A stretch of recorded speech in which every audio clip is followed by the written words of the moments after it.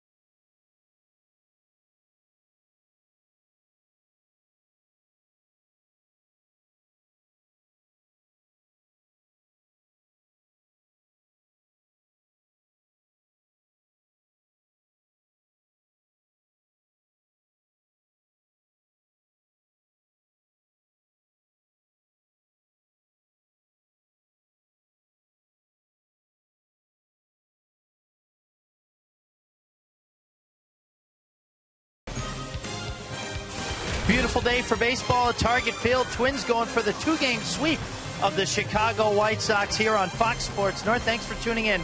I'm Robbie Mikowski. Yesterday, we reduced the Twins injury report by 1 with Tsuyoshi Nishioka returning to the lineup. He starts today. But it's getting better, and the news is probably going to get better tomorrow. And in our Sanford Health injury update, manager Ron Gardenhire discusses the Twins injury situation. Nishi back in the lineup. We're getting JoJo back tomorrow, and Perk back in there for tomorrow. So that's 3 pretty good players. And, you hope that you're kind of working towards that, having the people that you started out of spring training with being there, along with a few people that have done a pretty good job up here right now. So we'll see. Should be able to subtract 2 more names tomorrow from the injury report. Nick Blackburn takes to the mound for the Twins. They go for the sweep next on Fox Sports North.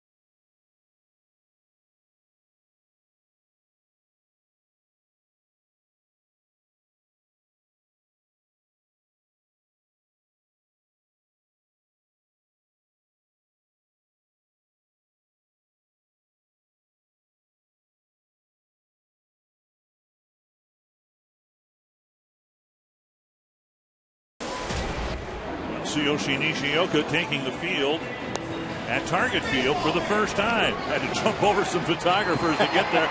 Maybe that's the first test in his recovery from the broken leg. You know what? There's a lot of media covering Nishioka, and he has a fun time with them. He kind of teases them, and there he is at shortstop, his first game here at Target Field. And the White Sox have scored 3 runs against the Twins in the 3 losses to them.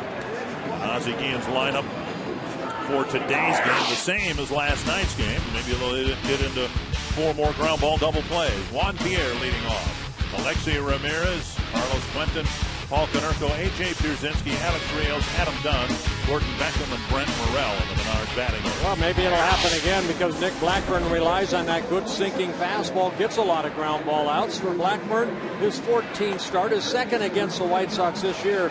He followed Liriano's no-hitter with a very good performance, a 3-2 win over the White Sox. And since May 4th, we showed you in the open, 4-0, 2.62 ERA, and 7-game winner against the White Sox. That's the most wins against any opponent for Nick Blackburn. Juan Pierre 1 for 10 against Blackburn, and he'll lead things off for the White Sox.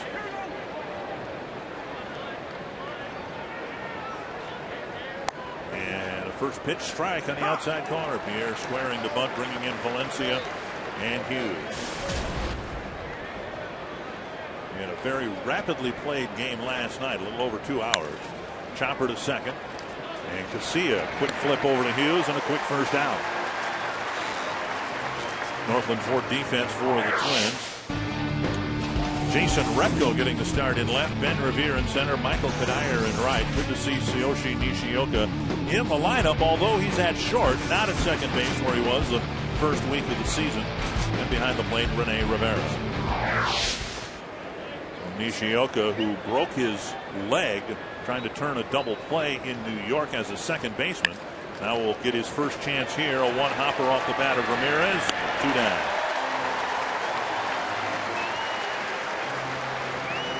That's a routine play, and what we'll all be watching, I suppose, is Nishioka's arm strength. You typically need a stronger arm at short than you need at second base.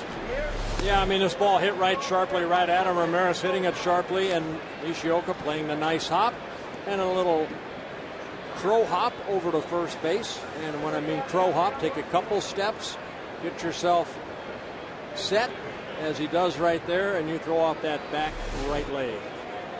So 2 quick outs, just 3 pitches thrown, and here's Carlos Quentin. Last night, Pavano in that first inning set the tone, throwing 7, 8 pitches. 8 pitches, in all a strikes. 1, 2, 3 first inning, and it really did set the tone for what was to follow. Well, one thing about the White Sox, they come out swinging at bat. Pavano, that 9-inning complete game victory, threw only 96 pitches. And the pitching staff has been outstanding. First 46 games, Twins had 1 complete game. Foul back 1 and 2. And over the last 20 ball games, they have had 4 complete games, one by Nick Blackburn.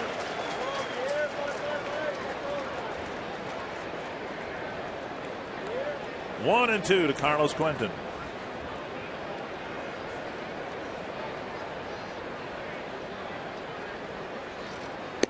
Left up high, 2 and 2.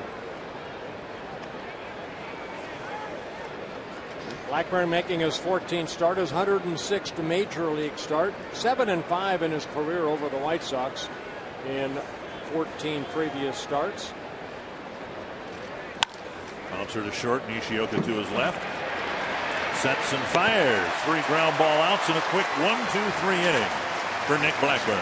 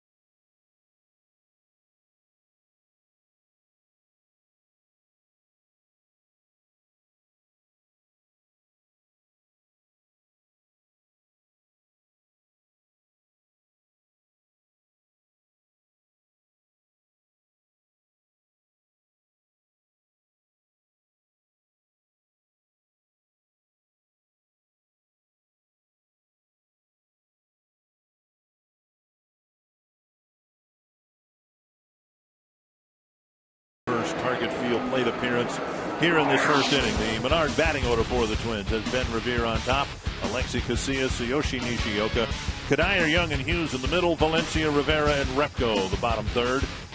And Revere's in the batter's box ready to go against Mark Burley. If we thought the pace of last night's game was pretty quick, it might be quicker today. Yeah, be ready to swing, and it's going to be quick. Mark Burley, 14 start, 8 quality starts in a row. And he's 5-1 over his last 7 starts, so he's been pitching very well. And 25-game winner against the Twins. That's the most against any opponent that he has faced. Bouncer headed up the middle, backhanded by Beckham, and he throws to get Revere one away. Very little time to waste if you're an infielder when Ben Revere puts the ball on the ground. The Northland 4 defense for the White Sox. Pierre, Rios, and Quentin across the outfield. Morel, Ramirez, Beckham, Konerko, and Pierzynski catching the day game after the night game. 1 gone, and here's Alexi Casilla. You know, that's one thing about A.J. Pierzynski. He wants to play. He doesn't want to sit. And the night game last night, a quick game at that, but he's back behind the plate. A little bouncer up the line, and Casilla is going to be retired. Oh, what a play by Burley. Burley's won a Gold Glove, and he's made some of the most incredible plays coming off the mound, and that's one of them. I didn't think there was any chance at all of him getting Casilla. Yoshi Nishioka. And again, this was supposed to have happened back on April 8th for the Twins' first home game of the season, but Nishioka introduced here at Target Field. And he takes a strike at the knee. Yeah, going back to that play of Burley, I mean, he didn't panic. He got over there. He thought the ball was going to be hit a little bit more toward third base bag, and by the time he got there, picked up the ball and threw a strike over to Konerko. So barehanded, spin and throw, and got the Speedy Casilla at first. Outside, I beg your pardon, outside corner, 1 and 2. Laz Diaz behind the plate. Burley, 32 years old, making his 348th Major League start. Trying to expand that outside corner. 2 and 2. If you're a defensive player behind Mark Burley, you don't play on your heels. You're always on your toes because he does throw strikes. Burley, 86 2/3 innings coming into this ball game. Only 21 walks, now 2 intentional with 43 strikeouts. Nishioka hitting third, probably just a one-day rental with Joe Mauer expected back into the lineup tomorrow night. We expect Mauer to hit third, and so Nishioka for probably just today's game will hit third. All the rehabbing, finally got into some ball games. 4 in Fort Myers and 3 in Rochester. And Burley strikes him out, and he has a quick 1-2-3 first inning.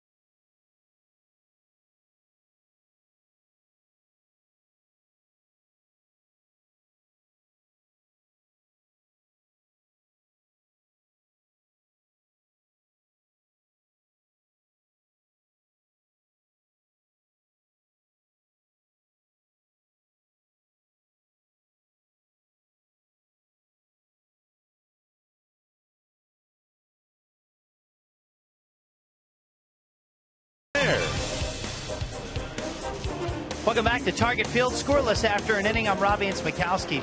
Yoshi Nishioka back into the lineup, and Ozzie Guillen, manager of the White Sox, never one to mince words, has a plan for how he's going to play Nishi. I never see this kid play. We're going to go after her very hard in second base. Tell him be careful with Carlos Quintin. You know, I mean, the people go here, they're going to go after. And I hope the kids learn from that. I hope he not get hurt again. But what is paid for it, I don't know yet because I've never seen him play. And of course, that's a very candid Ozzie Guillen, as you'd expect. But part of that is Tadeguchi, when he played for the White Sox, they had to teach him to adjust from the Japanese-style baseball, Dick and Bert, over to the American style, and players coming in hard, and how you have to jump at second base, as Nishioka learned the hard way back in New York earlier this season. He has never lost for words, is he? Carlos Quentin, is he going to be able to take him out at second base? Unbelievable. Never at a loss for words. I just haven't figured out what exactly those words were. I got about every third or fourth word. Hey, Roy Smalley, you're down there. What are you looking for from Nishioka at shortstop now? Well, it's a position, guys, that he's very comfortable with. He's played there most of his life, and Ozzie's words notwithstanding, I don't think he's going to have a big problem with guys sliding into him. But I tell you, he got the first inning, I think, the dream first inning for him. You know how much he must have had butterflies starting his first game here in front of the hometown fans in Target Field. And to get a routine one-hopper in the first inning, and then a little bit of tougher play, but to get 2 ground balls out of 3 in the first inning, that's perfect. Now to the hole, and he'll be able to glove it. He's got a chance. But Konerko, who doesn't run well, does get an infield hit, but still a very nice play by Nishioka diving in the hole. Roy, I think that's the play that everybody's wondering about. Does he have the arm strength to do this? Now, this is a base hit. I mean, he's a great play. That's a base hit all the way. There's not anybody going to make that play just based on stronger arm strength, in my opinion. That's a terrific athletic play, and I think he's got enough. There aren't going to be that many plays where you look back and say, boy, if he just had a little bit more arm, all the defense would have been different. I just don't see it. First hit of the game, an infield hit to Konerko, and here's A.J. Pierzynski. And last night's game again, the White Sox bounced into 4 double plays. Here's a liner to right, a base hit. So Pierzynski lifts one into the outfield. And the White Sox have runners at first and second with nobody out. Let's go back to New York when this happened. Nick Swisher just trying to break up a double play, went in hard. I mean, nothing bad about that slide. And Nishioka, I think Paul Molitor really worked with him a lot down in spring training, or Fort Myers, about getting out of the way. So like Robbie said, he learned the hard way. Here's Alex Rios, and that's a type of play similar for a middle infielder to Buster Posey's play as a catcher. Collisions happen. Yep. And in Posey's case, he's lost for the year because of a collision. But we see plays like that all the time in the middle infield. Well, Roy Smalley knows it better than anybody here at the ballpark. With your second baseman or shortstop, you have to be ready for contact. It's going to happen all the time. They're coming after you, and well, they should. And that, I think, was just a little bit of unfamiliarity with the footwork at second base when Nishioka got hurt. Not a bad or dirty slide by Swisher at all, but it took him a little bit of a longer time to get rid of the ball. It was less about footwork, in my opinion, more about the fact that he just had a double clutch just a little bit, enough to let Swisher get on top of him. 1-1 to Rios, and the pitch fouled back just beneath us. And there isn't much that is beneath us. I'll tell you what, there's a fan sitting right below us here that had the ball in his hand, and it dropped into the lower deck. Yeah. Like, I'm going to give him the benefit of the doubt. He reached with his right hand, and I'm guessing he's a right-handed thrower. And it's a second inning, so he's going to hear about it for the next 8 innings. 1-2 to Rios. A liner and a ball thrown away. Konerko to third, and he's going to be held there. Blackburn tried to turn it into a double play, and he tried to meet Hughes at the bag, but the throw errant. And the White Sox move both runners into scoring position. Yeah, should be an error on Nick Blackburn right here. Rios hits this ball sharply. Blackburn, out of reaction, catches it, and then sees that, he might have a shot at A.J. Pierzynski. And then Blackie, of course, you're upset. You threw the ball away. So both runners advance. And if the runners had been any other runners in the Chicago lineup, a run would have scored and there would have been a runner at third. But Konerko and Pierzynski, neither of whom run well, are at third and second. Here's Adam Dunn. Fouled back. Now Dunn, in a sense, the perfect guy for Blackburn to face here. Not that Blackburn's a big strikeout guy, but Adam Dunn is. And what Blackburn would love to do here is retire Dunn on strikes. Well, Blackburn 46 strikeouts in 84 innings pitched. Dunn, he's not really a strikeout pitcher.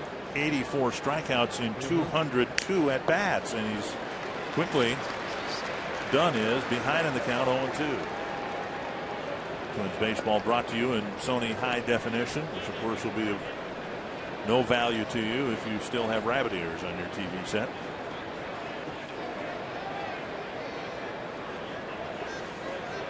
We'll find out right here what Blackburn and Rene Rivera feel his strikeout pitch might be. Dunn, a big man. 0-2. With a big swing. Checked his swing. When you've struck out about half the time, you've got to have quite a few holes in your swing. Well, he went to that little slider inside, and Dunn able to hold up.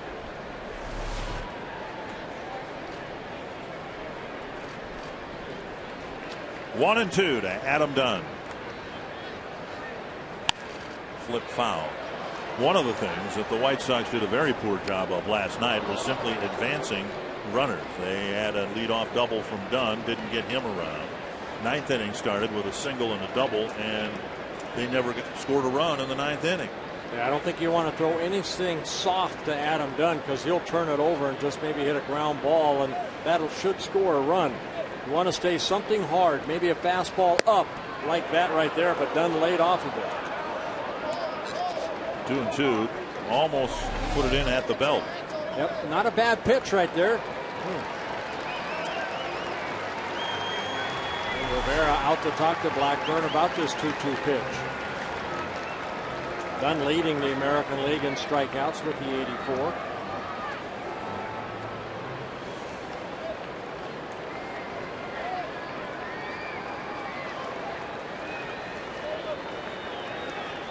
Two and two to Adam Dunn.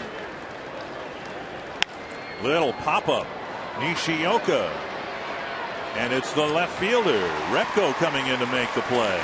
Out number two, and no chance for either runner to advance. In today's game, we're participating in the Home Run Challenge. And today, every home run in this game raises $19,000 for prostate cancer research. And you can make a pledge by calling 800-798-CURE. Or go online to www.pcf.org. This is why I think Nick Blackburn is 4-0 over his last 8 starts. Fastball in. Blackburn known to have a great sinker, but what I've seen him do is work both sides of the plate. Good pitch right there, a hard fastball, tied up Dunn, a little fly ball to left field. Konerko could not score. Now Beckham. Again, they went at him hard. They didn't want to throw anything soft where he might be able to just make contact and hit a ground ball out. Big out for the Twins and Nick Blackburn. Even bigger if they can get Beckham and keep the White Sox from scoring. Bouncer to third. Valencia has it. And Blackburn pitches around a couple of hits and his own error. Still no score.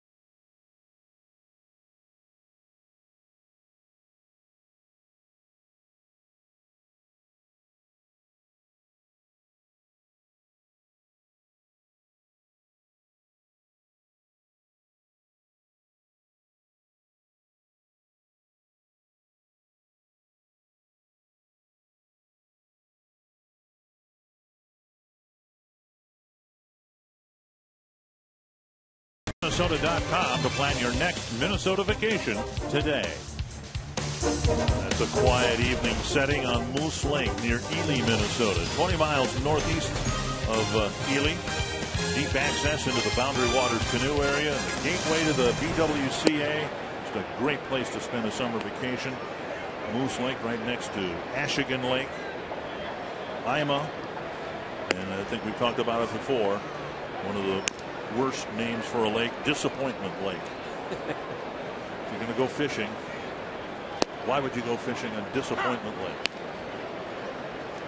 Michael Cuddyer leading things off for the Twins in the second, and everything happening quickly here. It's 2-1 and now 2-2.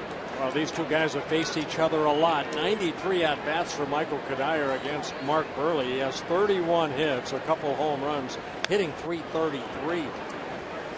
Have you ever, in your 40 years or whatever around Major League Baseball, seen anybody work as quickly as Mark Buehrle this side of Jim Cott when he was with the White Sox? High drive to deep left center field. Cuddyer lifts it back and gone, a home run.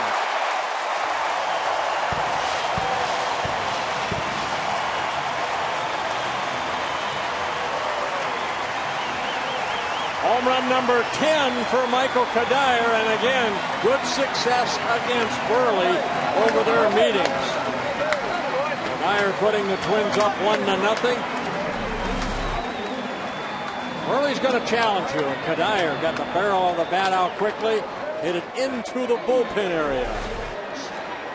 Elman Young takes outside, and with that home run, another $19,000 has been raised to support prostate cancer research. And you can donate going to 800-798-CURE or online www.pcf.org.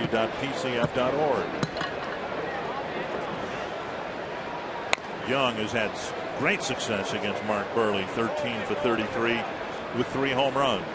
Yeah, going back to Mark Buehrle, I mean, he's a guy that gets on that ball on the rubber. I would have to say, I remember Bob Gibson work quickly. You know, he didn't waste a lot of time. This one lifted to center, and retreating is Rios. One away. But definitely Jim Cott, when he was with the Chicago White Sox, had that speed-up delivery, and he won 20 games 2 years in a row by doing that. That was a former manager of yours, Chuck Tanner's, I think, right. Brainstorm with Jim Cott, just to try to change things up and alter the pattern that Jim had established for, 15 years at that point in the big leagues. Here's Luke Hughes. Well, Michael Cuddyer, I mean, he's been red hot over his last 27 games coming into this game, hitting .330 with 6 home runs. And now today, first at bat, a home run against Buehrle. Bouncer to third, easy play from Morel. And Hughes is retired, 2 gone. And that'll bring up Danny Valencia. Valencia got a hit in his last at bat, but he actually had 4 pretty good at bats last night. I think some signs of encouragement coming from the Twins' third baseman. Well, just showing Cuddyer there. I hope fans starting to realize that, you know, if the Twins are going to have an all-star represent the Twins at the all-star game in Arizona, Michael Cuddyer has got to be right on top of your list when you vote. One strike to Valencia. And another chance for Morel. A 2-hopper. Over to Konerko, and the inning ends. But the inning starts with a Cuddyer home run, and the Twins take the first lead against the White Sox.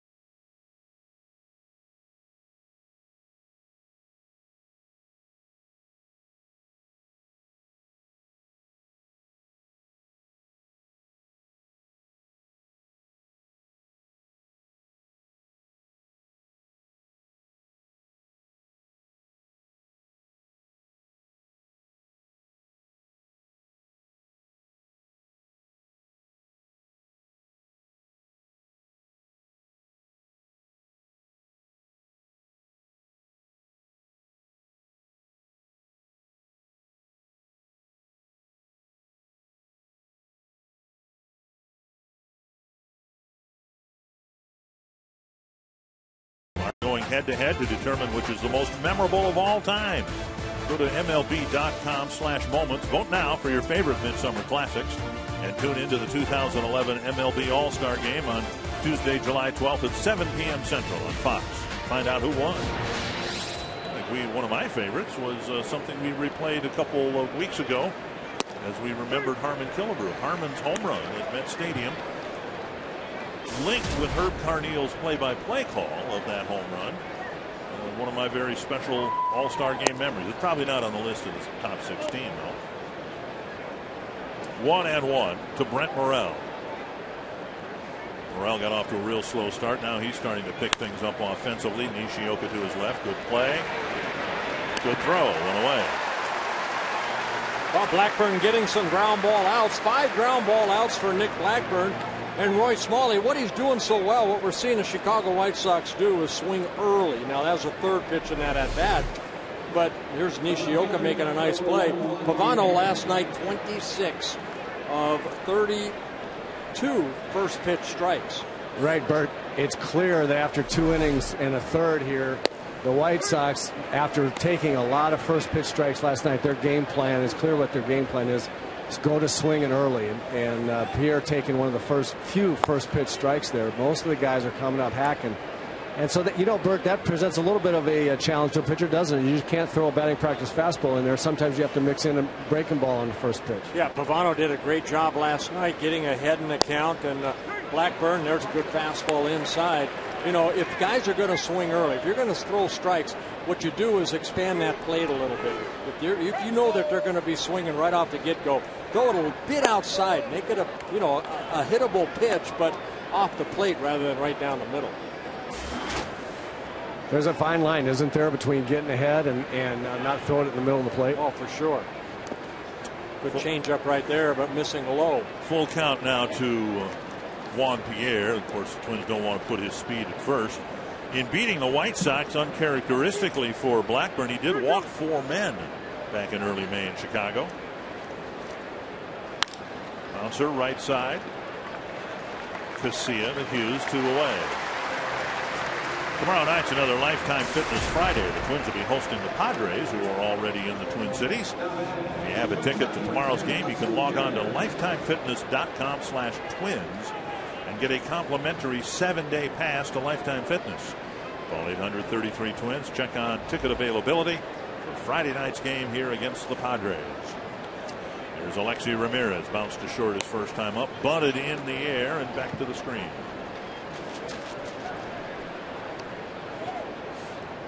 And Pavano last night, first 13 batters he faced, strike 1. Right now, Nick Blackburn, 11 batters, got ahead, strike 1. And Bert, I know how much you like that. I know how much you like that bunt with two outs too. I right? don't like it at all. I was going to ask you that, Roy. Here you got a guy that's got some power. He could hit the ball out of the ballpark. He's got 17 doubles.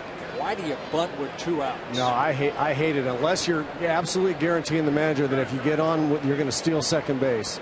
I can't stand the play with 2 out. You're absolutely right. Hit a double.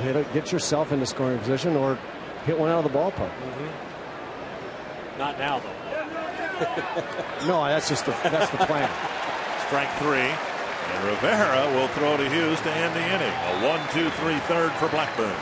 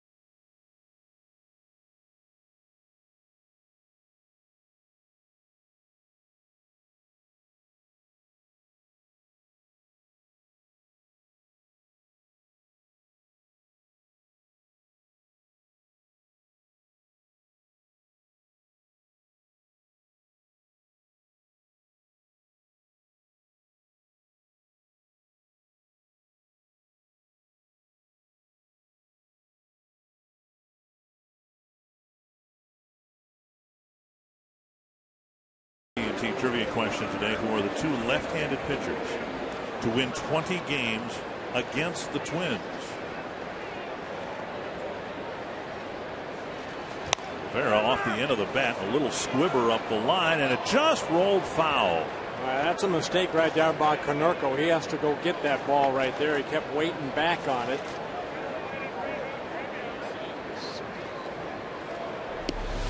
Especially as hard as it hit right here, Konerko, you can see kind of staying behind the bag. He's got to charge that ball and hopefully get it in fair territory. Would have been an easy out. Rivera, Repko, and Revere face Burley here in the third. Swing and a miss. 2 strikes. Well, Burley not only throws strikes, he changes speeds extremely well. In the dirt. Well, Burley's got to be one of those lefties who's 120 against the Twins. He's 125. Yeah, I already mentioned that earlier. Yeah. So we're in there. People were listening. We got the answer correct. We don't have to. And very often do we get the complete answer correct. Just part of it. 2-2. How many times has Sabathia beaten the Twins, you suppose? I don't think 20. There's a bouncer up the line, and that one will roll foul. Well, you'd think it'd be somebody who at least has spent some time in the American League Central, since that's where most of the action is within the division. 2-2 to the Twins catcher. Lined, foul by a couple of feet. With Mauer coming back to the active roster tomorrow, it stands to reason that Rivera or Butera will be sent down. They both have done a nice job. Remember, Steve Holm for a while was up splitting time behind the plate. That's hit a long way to left center field. And Rios back on the track, just a little bit short of where Cuddyer hit his out. Rivera has his fly ball caught on the track, one away. You can ask us a question online at carsoup.com/baseball. Charles, my apologies in advance. Skjevland of Austin. That's how I would have pronounced it. SKJEVELAND. When players are up and down from AAA, how are they paid? Are they paid a prorated Major League Baseball minimum? Here's a drive to center off the bat of Repko. And Rios has to retreat to make that catch. 2 down. Well, some players sign split contracts. Some players just sign a major league contract. So if they do get sent down, they still get major league type of salary. But most, I think guys like Jason Repko probably sign a contract where if he does get sent down, he still gets paid, what he signs for. Right. And that's, I think, the case with Drew Butera, too. I think that, and that might be the deciding factor as to which catcher stays and which one goes. 1-0 to Ben Revere. Hit a bouncer to Beckham his first time up. A strike, 1-1.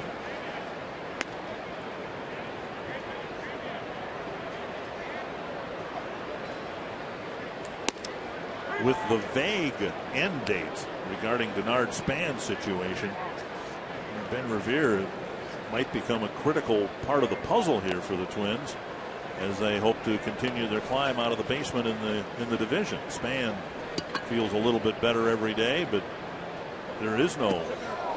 Revere takes a Burley pitch against the rib cage, the elbow. After 3 straight breaking balls, Burley tried to go inside with a fastball, and that's his first hit batsman of the year. And you don't want to put that speed on the bases. Span getting it in the ribs.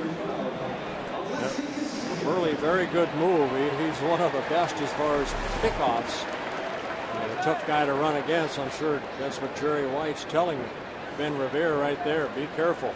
Twins stole 5 bases and 5 tries against Gavin Floyd last night. And Revere checked right away.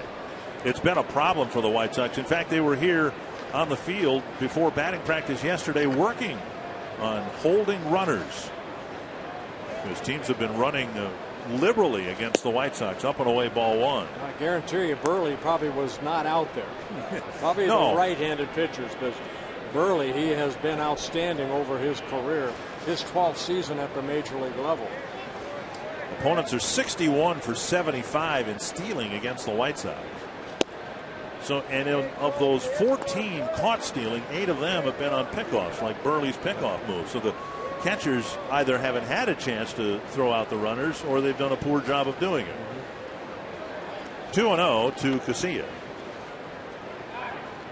Well, since 2001, when Burley was put in that starting rotation, he has had 77 pickoffs. That's the most in the American League and all of baseball since 2001. Up and away, 3-0, and Revere might not have to steal second base. Well, even on that pitch right there, Ben Revere went back toward first.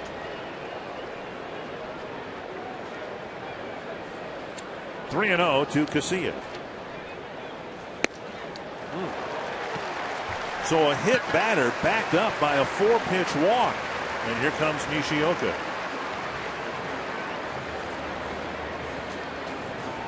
Twins trying to do something here with 2 gone in the inning. Not just 2 runners on, but 2 speedy runners on, and another speedy guy at the plate.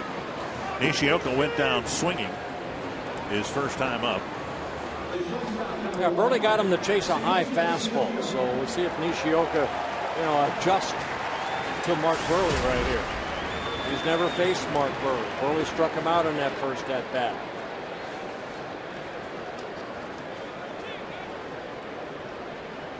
.25 at bats in the big leagues for Nishioka. A couple of runs batted in. And he takes strike 1. Off speed pitch right there, clocked at 80 miles an hour.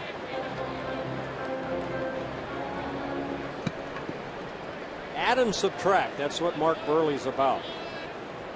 And an excellent control both sides of the plate. Fouled away, 2 strikes. Got the slider right there at 85.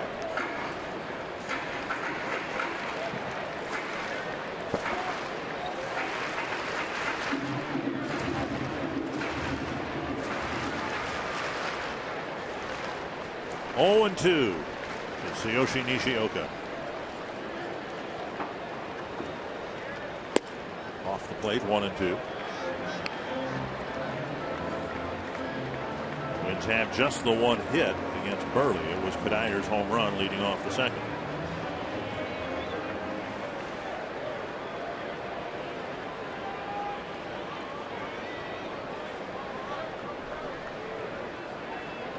That's to center, hit right at Rios. And Burley leaves a couple of runners aboard in the third. On to the fourth, it's 1-0 Twins.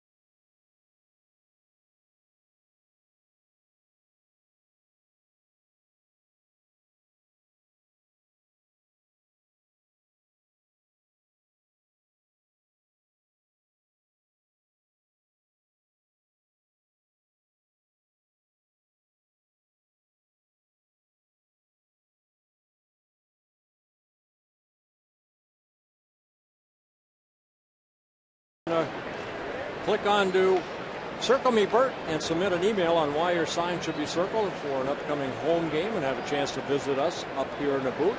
We'll reveal 2 of the sections the morning before each game. One will be listed on foxsportsnorth.com and the other one on KFAN.com.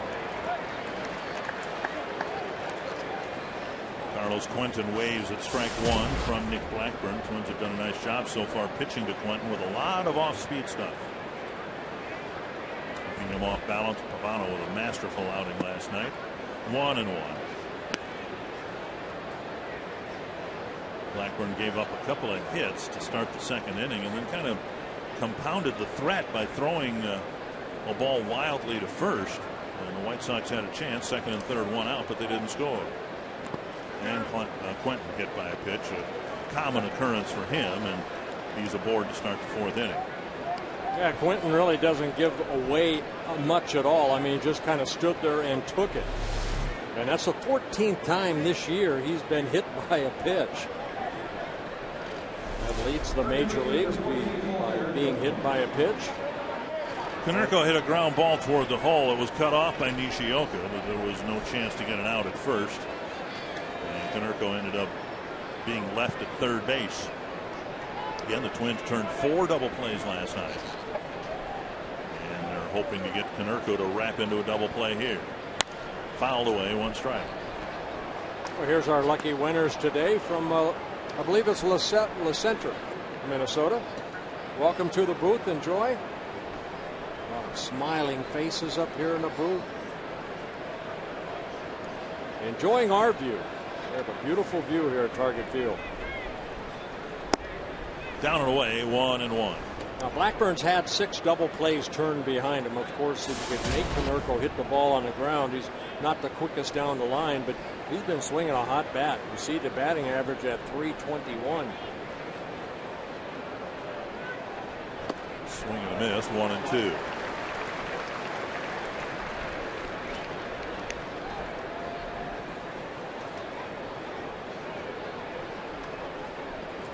Konerko seemingly getting better with age.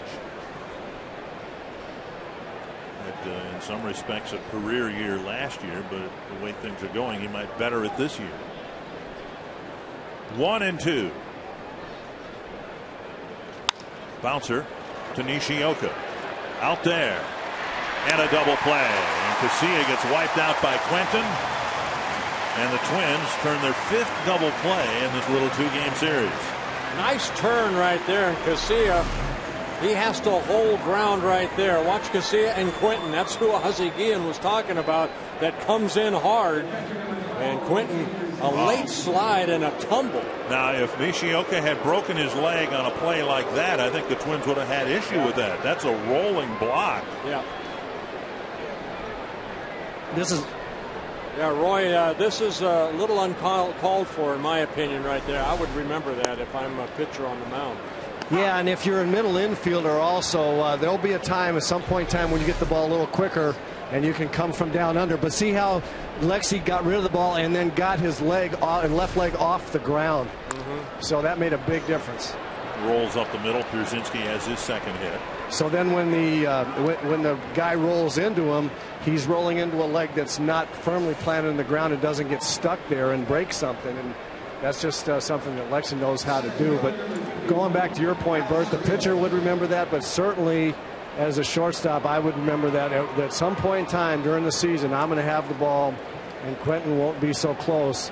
And you'll see me throwing for where I'm almost dragging my knuckles on the ground. And it may not be today, too. No, it doesn't have to. Absolutely. It's going to be sometime this year. He's going to go down hard early, or it's going to hit him somewhere. Yeah, he's been hit 14 times already this year. If I was, it's going to be at least 15 for sure. That's uncalled for. That you're going to maybe ruin somebody's career by that slide that Quentin did right there. That wasn't the Nick Swisher slide that took out Nishioka. That was a nasty slide. Let me ask you guys about that, because with Swisher there was a little bit of a leg whip, but he was reaching for the base and his leg swung out toward the inside. No problem with that, right? No, not at all. But with Quentin's, I do. The little roller. Nishioka goes to the bag and ends the inning. So a scoreless fourth, and it's 1-0 Twins. And maybe bookmark that slide into second base on the double play grounder.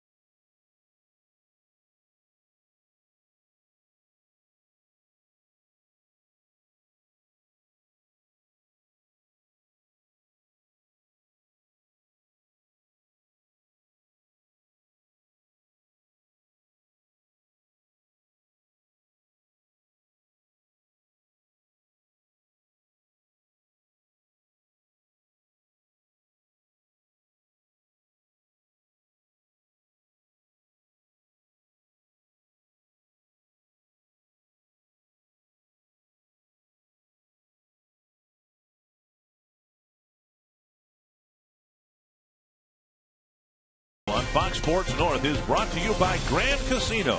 The best stories start here. By AT&T. And by Comcast. Call Comcast Business Class at 800-391-3000 to turn your business into a fast business. And Mark Buehrle has his first pitch tap foul from Michael Cuddyer leading off the fourth inning. One strike. Now a base hit to right field. So Cuddyer doing a little bit of everything in this series with a career-high 3 stolen bases last night, and today a home run and a single. Well, you know, with a lot of the heavy hitters out for the Twins, somebody has to step up, and boy, has Michael Cuddyer stepped up. The home run in his first at-bat right there, got a pitch up, and didn't try to pull it, just taking it the other way. That's another reason I think we've seen Cuddyer's average go from about 220 to almost 280 now. And now 27 runs batted in with no runs batted in the first 3 weeks of the season. This one popped up near the Twins dugout, and it's out of play.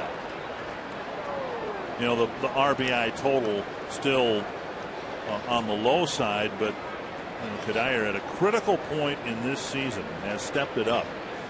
I mean, it wasn't that long ago. Twins were 16.5 games out. And with last night's win, they're 9 games back, and they figure to be a factor in the race when they were all but forgotten just a couple of weeks ago. Young pops another one up. This one's in play, and Konerko is going to put it in his back pocket. One down. And think if you're, coaching or managing the All-Star game, how valuable a player like Cuddyer would be, because he can play so many different positions. Well, it'd be a great honor for Cuddyer. I mean, he represents the Minnesota Twins as good as anybody that's ever wore a uniform with this, off the field stuff. He and his wife, Claudia, do a great job of giving back. And, he's never made an all-star team. It would be a great honor for Cuddyer. And I don't even know how much of a role the manager of the team has in actually forming the team, but I think safe to say Michael Cuddyer is Ron Washington's type of player. 1-0 to Luke Hughes. Bounced to third his first time up.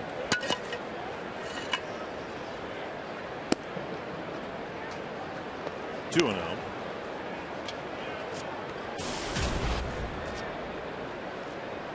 Twins trying to do something with Cuddyer's leadoff hit.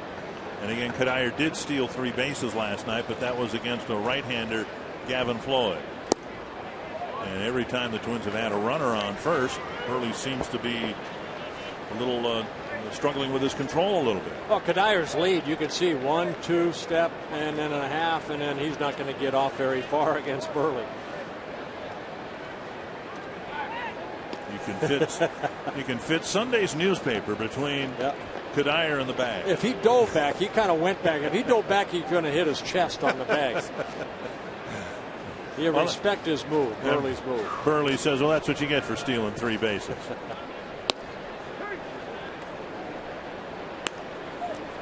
Three and one.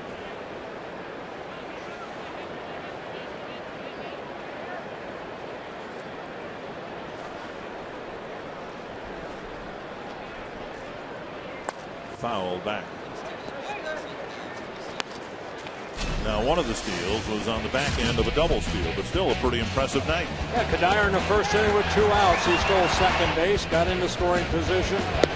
There's the back-to-back stolen bases by Casilla and Cuddyer in the third inning when the Twins scored 3 runs, and then he scored 1 in the 8th inning. And added that kind of insurance run, a big RBI double by Danny Valencia to score Cuddyer. Full count to Hughes. And a strikeout, and now Cuddyer hung up in between second and first, and he gets back safely. Went halfway, slammed on the brakes, and got back to the bag.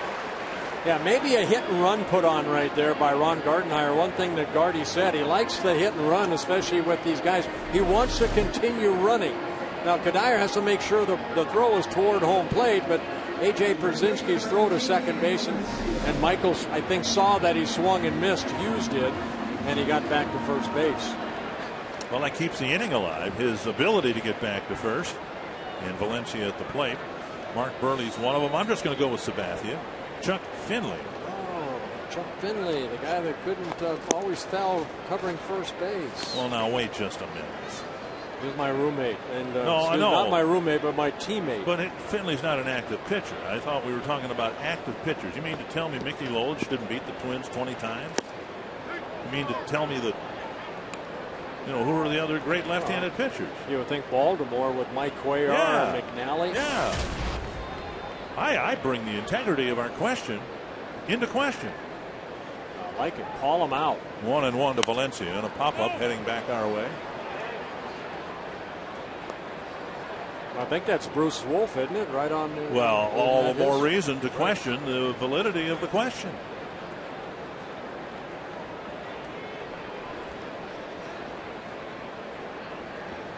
One and two to Valencia.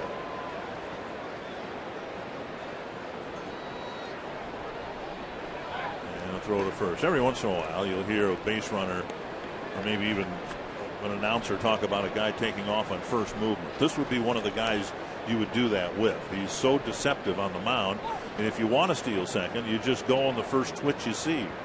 Pretty risky move. Yeah, that's about the only way you're going to get there. Right. 2-2.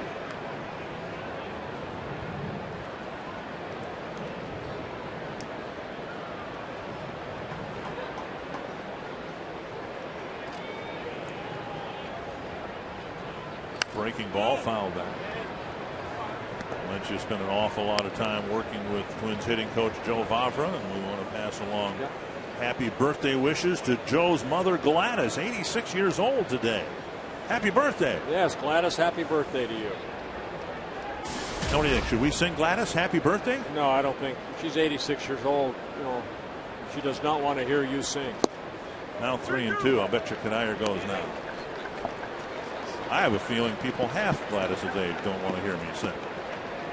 I concur. 3-2 to Valencia.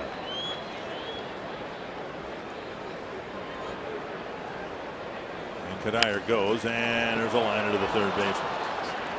Leadoff single, but Cuddyer never budges from first base, and it's still 1-0.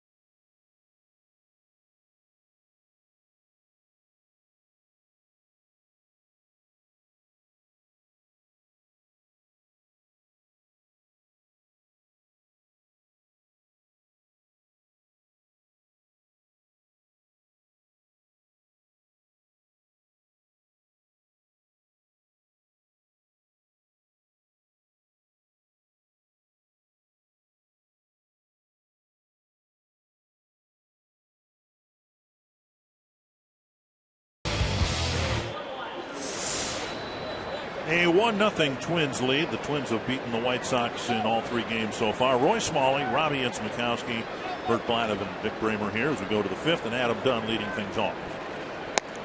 And a fastball, strike 1. And another strike 1 for Nick Blackburn. 16 for 16 now, and getting ahead in the count for Nick Blackburn. That was just his 50th pitch of the ballgame, now 51. Some are saying Dunn's having a tough time adapting to the DH role in his first year in the American League. Bounced foul. It's not a transition everyone has made successfully. Once again, and the White Sox getting Dunn in to provide some more power to an already powerful lineup. A towering pop-up to short right field. Cuddyer with the catch, 1 away. Well, for Adam Dunn, 361 home runs in his career, and you can see over his last 8 seasons he's averaged between 38 and 46 home runs. So the White Sox hoping that he'll accept the DH role and do what he's been able to do so well over his career. He's played some first base, he's played some outfield. Here's Beckham. And if he's going to play this weekend in Arizona, he'll have to bring a glove with him because the White Sox are going to play by National League rules this weekend. 1-0. Beckham takes ball 2. First batter that the Blackburn has fallen behind.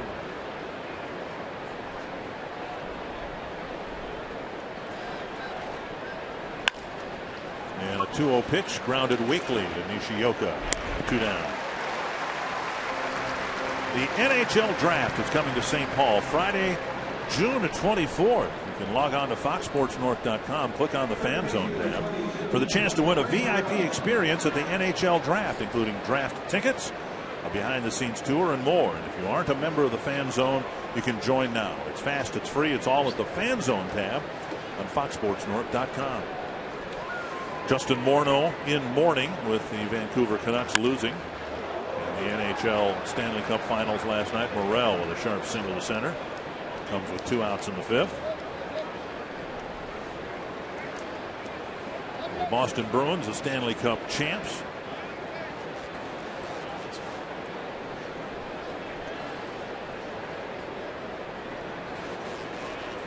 And Mike Greenlay, Wild analyst, enjoying outdoor baseball and outdoor baseball food. Circle him right there. Here's Juan Pierre. A couple of ground balls to second for Pierre. Like a good man. Strike 1.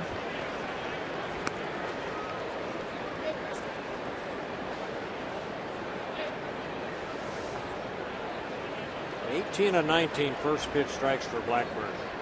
And Pierre just 1 for 12 lifetime against Nick Blackburn. That's driven to right. Cuddyer has to retreat a few steps to end the inning. A scoreless 5th. 5 scoreless innings for Blackburn and a 1-0 Twins lead.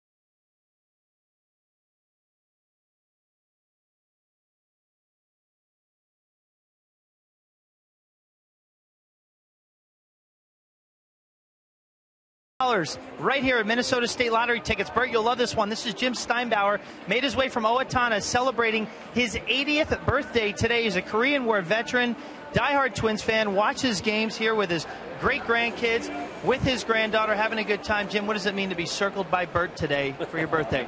Awesome. Anything you want to say to Bert? Yeah, Bert, like to see you down in Owatonna again at the Caravan. Get back to Owatonna, Bert. The onus is on you, buddy. You got it, Jim. Happy birthday to you, young man. And you are hereby circled. 1-0 to Rene Rivera, leading off the Twins' fifth, and Burley delivers up and away again, 2-0. Burley's given up just 2 hits. They've both been to Michael Cuddyer. One of them cleared the fence in left center field. 2-1. Burley's in the last year of his contract with the White Sox.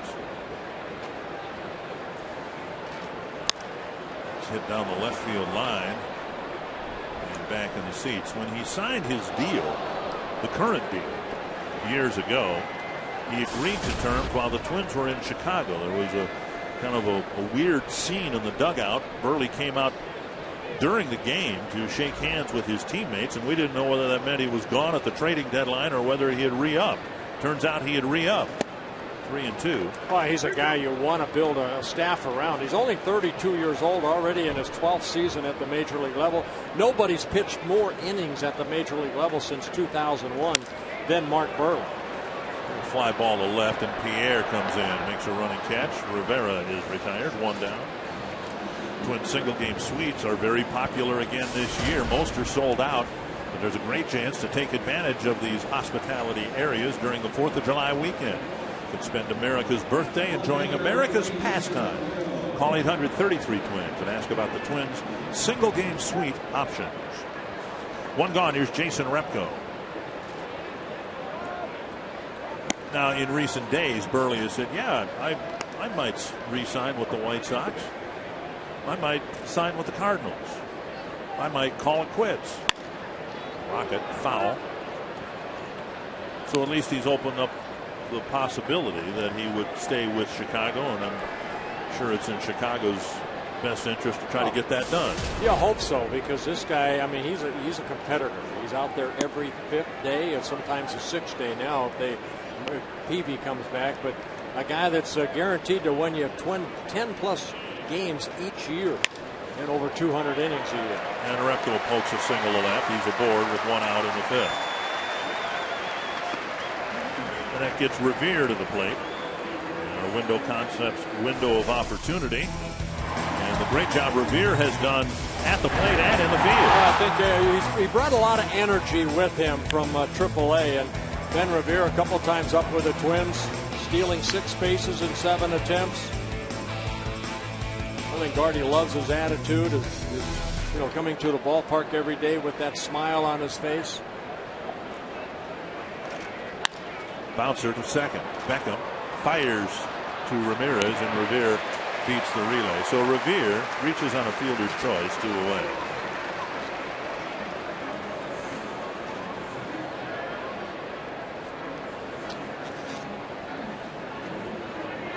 Tough guy to double up. Revere, hard ground ball. Beckham, perfect throw to Ramirez. Good strong throw, but Rivera beats it out. Now he's at first base with 2 outs.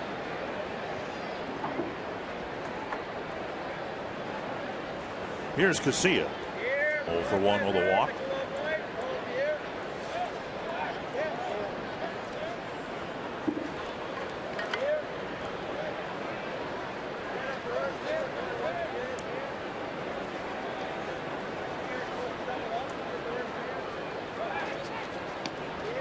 Burley is making his 47th career start against the Twins. 25 wins, 18 losses. And here in Minnesota, he is 11-10 with an ERA just over 4. Bouncer to short. And Ramirez goes the short way to end the 5th inning. On to the 6th. Cuddier's solo home run, the only run of the game.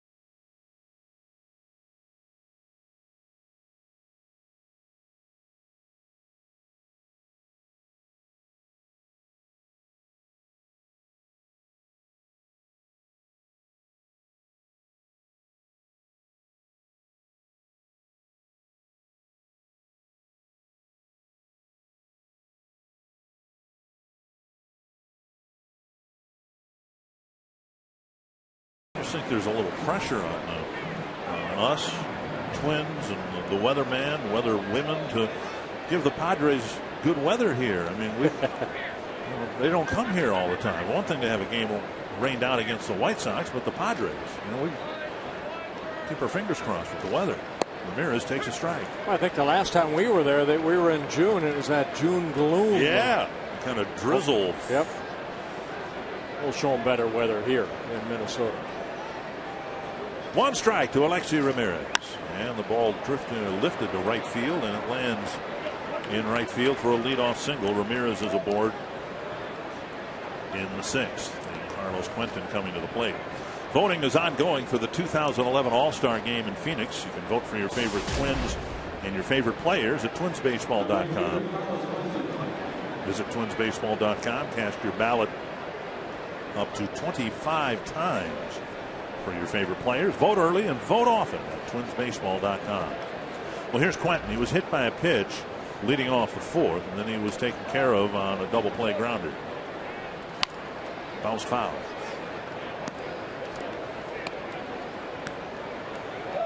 White Sox in roughly 3.5 games have scored 3 runs against the Twins. Well, the Twins have attacked a strike zone here yesterday. Pavano, right now Blackburn here in the 6th inning. 60 pitches, 44 for strikes. No walks, 1 strikeout. Lifted to right. Harmlessly toward Kadire. 1 down. I'd like to say happy 60th anniversary to Shell and Lois Epstein of Golden Valley, Minnesota. Their grandson, Joe Morin, works for the Twins. So happy 60th anniversary to the Epsteins. 1 gone, and here's Konerko. Hit into that double play in the 4th inning.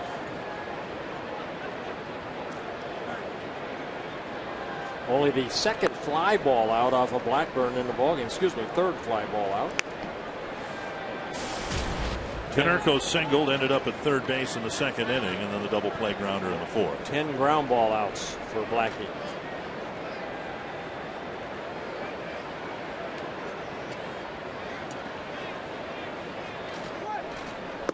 High and tight, ball 1.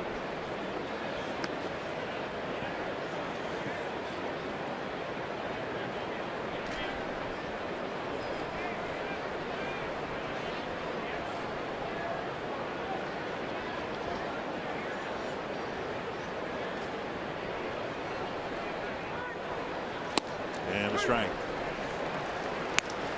Well, the White Sox last year drifted back in the standings because they played poorly within the division. Just 32-40 in the American League Central, and they're 6-10 this year.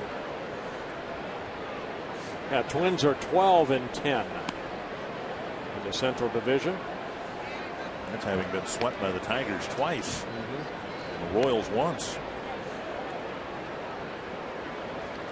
Well, Blackburn making his 15th career start against the White Sox. He's 4-0 here in Minnesota. Making his 6th start here. Should be a double play. Bobbled, and Casilla can't pick up the loose ball. So a tailor-made double play ball, and Nishioka boots it, and the inning will continue. Well, an error will be charged to Nishioka, and then Casilla had a chance to get it, maybe in his glove, but he decides to try to barehand it to get the force out. So Nishioka charged with an error, his 3rd of the year. You can cast your vote for the Arby's Value Player of the Game. Text the word value followed by a space in the player's name to short code 234-234. 2nd error of the game, 1st one charged to Blackburn back in the 2nd inning. And now Pierzynski, who already has 2 singles against Blackburn,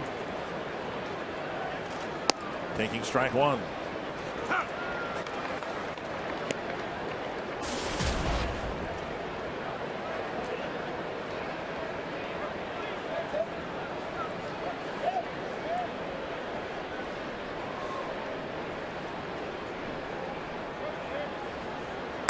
Bouncer to first. Hughes gets the out there. Relay not in time. Pierzynski beats the return throw from Nishioka. 1st and 3rd, 2 down. And another chance. 2 3-6-1 double plays last night. We went over that with the instructional Roy Smalley showing how it was done. This time Hughes and the pitcher Blackburn getting over there, becoming the first baseman, but A.J. Pierzynski beats it out. The ball a little bit too deep. And A.J., even though he doesn't get down that line that quickly, would have been a tough double play to turn. Here's Rios, line back to Blackburn in the second, and hit a ground ball to Nishioka in the fourth.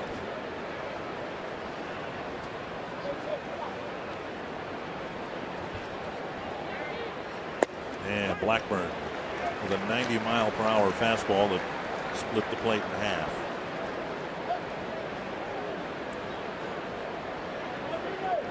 One strike to Rios. High fly center field, should end the inning. The White Sox again cannot get a clutch hit against the Twins. Rios leaves two aboard. 6 shutout innings for Nick Blackburn.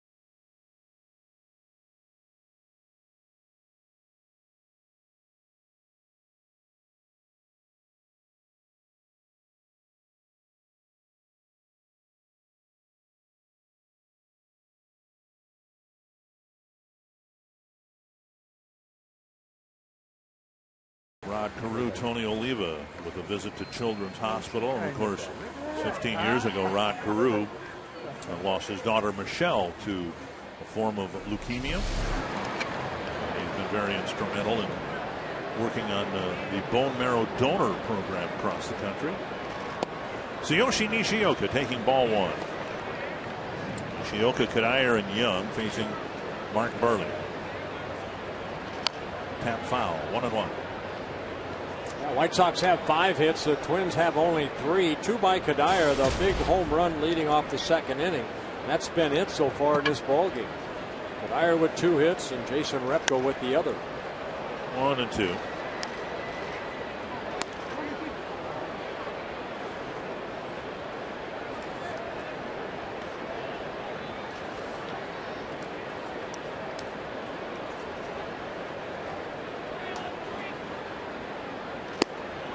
Outside corner, Nishioka called out on strikes to start the 6th inning. Yeah, second time that Nishioka has struck out against Buehrle. Buehrle picking up his 3rd strikeout.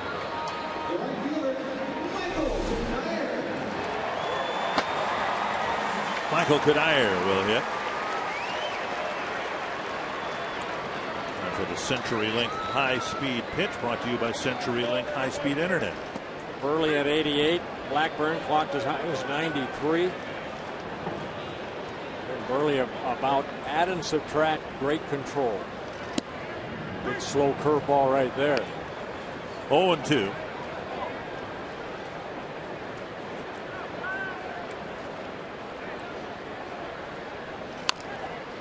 Cap to the left side. Morel fires on the run. Almost into the runner. Cuddyer, 2 away.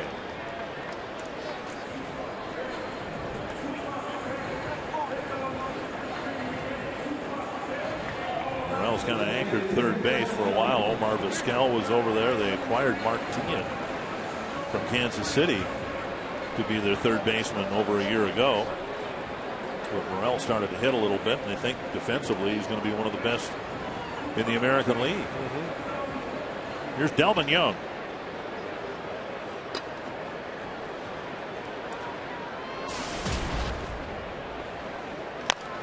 And a little number. And Burley has time to make the play, and he has a quick bottom of the sixth. On to the seventh, 1-0 Twins.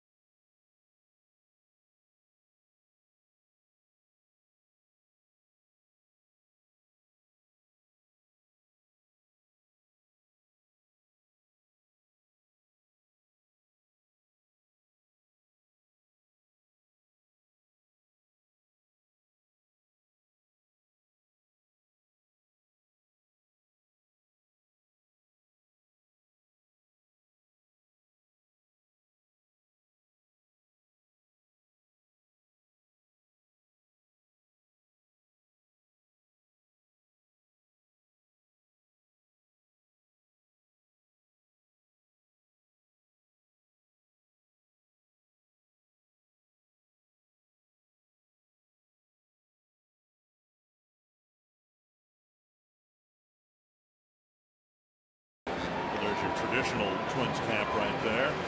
And if you'd like to look like us. Why? The Twins and Padres will close out the homestand, and you can get one of these caps, the first 5,000 males. Now, for you women, not that you'd want one like this anyway, but the women can't get this cap. That looks good on you. Thank you. It's a driver's cap, and you can get them by being here on Sunday. Limited tickets available.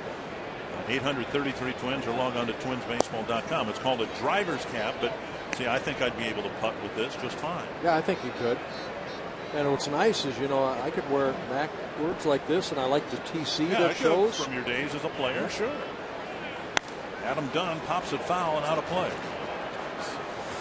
You see, you're wearing it the traditional way. Well, I always like to have the visor. Like you know, I always like to have the visor. TC.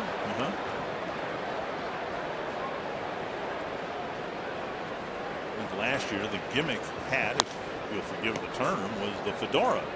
Remember, they had those little fedoras that they gave away last year.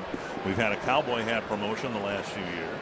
So Dave Sims with the Seattle Mariners, he wears these all the time. Is that right? Yeah. 1-2.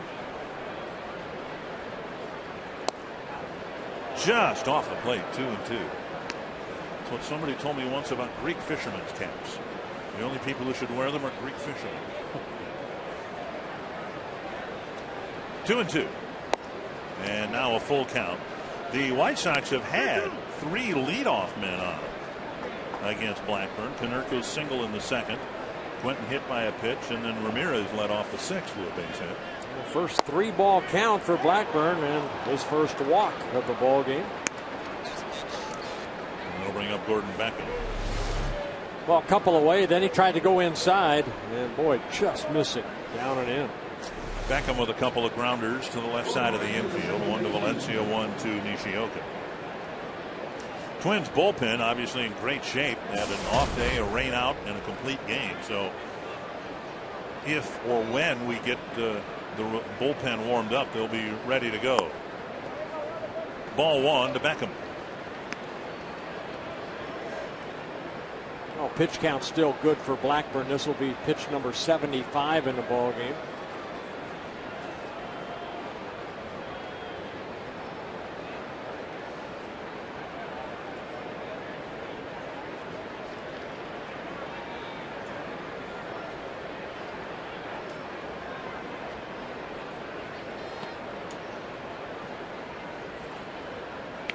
teams have not been able to run much against Blackburn.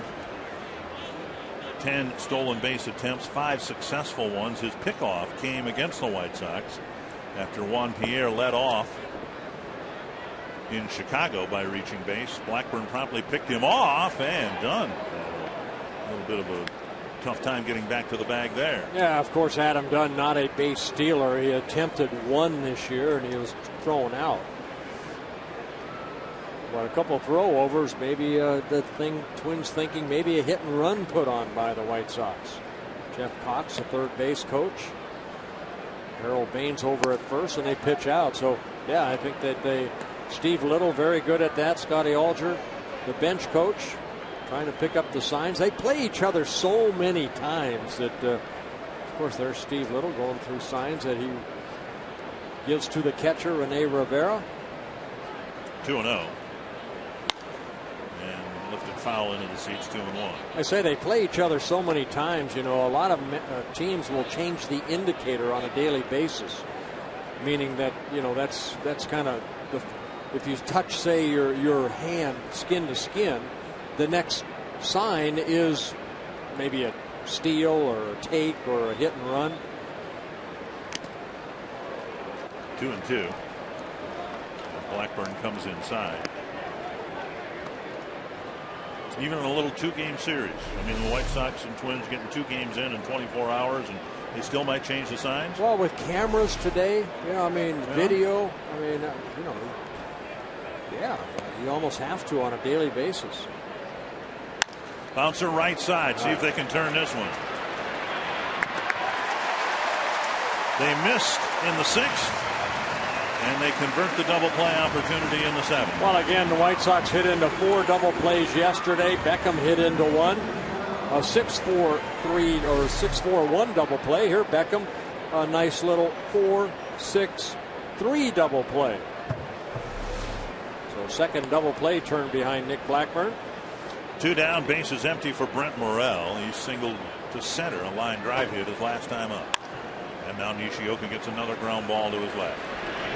Good inning for Blackburn after the leadoff walk, facing just 3 men in the inning. Time for the 7th inning stretch, brought to you by Medica.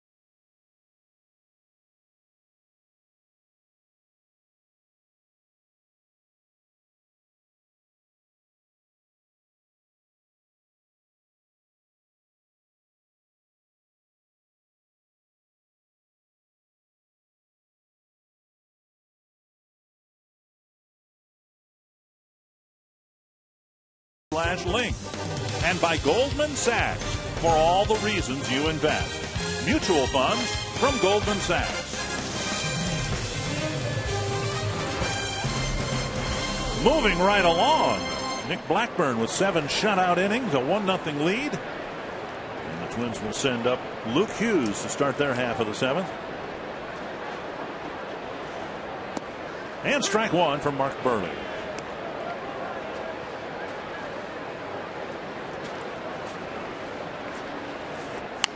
Bouncer, foul. Well, there's not much you can do when you give up a home run in the second inning and you're down 1-0, but continue to put zeros on the board, and that's what Buehrle's been able to do. He's given up only 2 hits since the second inning when Cuddyer hit the solo home run to lead off that inning. 1-2. And that's a weak ground ball to Ramirez. And Hughes is retired, 1 away. And that'll bring up Valencia. I think against a guy like Buehrle, he's been so successful at the major league level, 154 major league wins, that you get yourself out. You know, he changes speed so well. Even that right there, Luke Hughes way out front, creating that little soft ground ball to short. It's almost like facing Catfish Hunter. You know, it's a comfortable 0 for 4. And Valencia gets jammed, and a little bouncer to Ramirez. He makes another nice play, 2 down. You know, you look at Buehrle, and you said he's 32 years old, and he doesn't know if he wants to be away from his family for another few years. But as durable as he's been, and the style of pitcher that he is, if he wanted to, I could see him pitching another 10 years. I mean, he's a Jamie Moyer type of guy to me, where he's always had great command and can, you know, throw an assortment of off-speed pitches where he wants to throw them. He knows how to pitch. This is a guy that didn't make his high school baseball team. 1-0. Signed out of junior college by the White Sox. 38th round draft pick. Of course, the Twins just had to draft. You know, they drafted, I believe, 52 players, but you don't know what you're going to get. He's not a #1 pick. He was just kind of, okay, we'll give him a chance, and boy, has he run with it. It's one of those guys where when he was drafted, they probably put the radar gun on him, saw him throwing in the mid-80s, but they didn't give him an X-ray to see what was in his chest. Yeah. And Rivera draws a 2-out walk, and that gets Repko to the plate. A second walk for Buehrle in the ball game.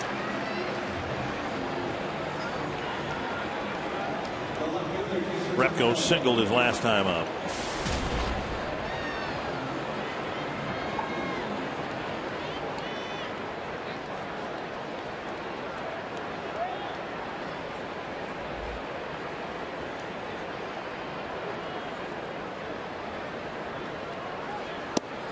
Over for a strike.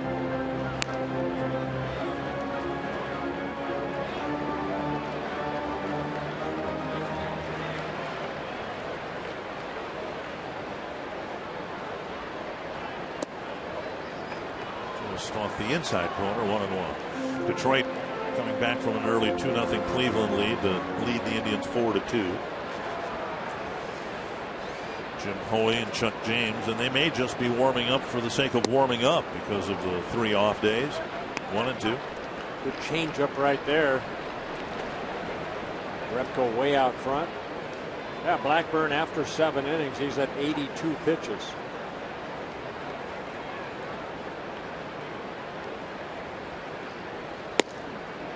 Two and two. Buehrle's pitched a perfect game. He's pitched a no-hitter. No-hitter coming back in 2007. The perfect game against the Tampa Bay Rays in 2009. And then he backed that up with, what, 5 perfect innings at the Metrodome against the Twins. And my goodness, all the talk about Johnny Vandermeer every time somebody threw a no-hitter. And here's a guy who almost, well, he didn't almost, but threatened to pitch back-to-back perfect games. Alexi Ramirez in the outfield grass makes the catch, and the Twins are done in the 7th.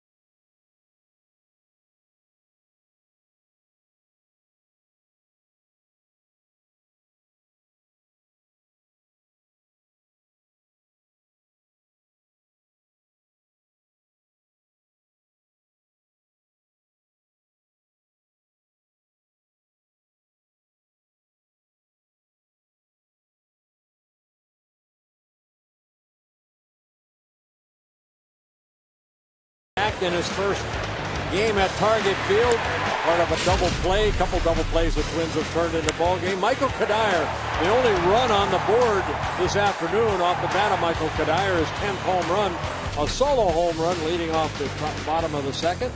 And Nick Blackburn has taken it from there. 7 solid innings for Blackburn. 82 pitches, 59 have been strikes, 14 ground ball outs. You go with 6 fly ball outs with his 1 strikeout. Juan Pierre 0 for 3, leading off the 8th. A little bit low, ball 1. Well, both starters pitching outstanding. Another quality start for Mark Buehrle. It's 9 in a row, and Nick Blackburn nothing but zeros. Breaking ball called strike 1-1.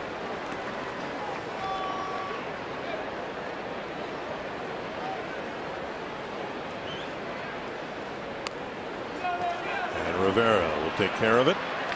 Easily retiring Pierre 1 down. Arby's and Fox Sports North are giving you a chance to win a trip for 2 to Fort Myers, Florida. Just pick up an Arby's It's Good Mood Food code card every Friday at any participating Arby's. Then log on to foxsportsnorth.com, click on the Fan Zone tab, enter the code for the chance to win. To enter, you must be a member of the Fan Zone, and you must be 18 or older. Visit foxsportsnorth.com for complete contest details. Down and away, ball 1 to Ramirez. Watch Rivera right here. This is a bunt by Juan Pierre. Look how quick he gets out. And then able to get that ball into his glove and hand and then make a strong throw over to Hughes for a quick out. Towering pop-up behind second base. Revere coming in. Out number 2.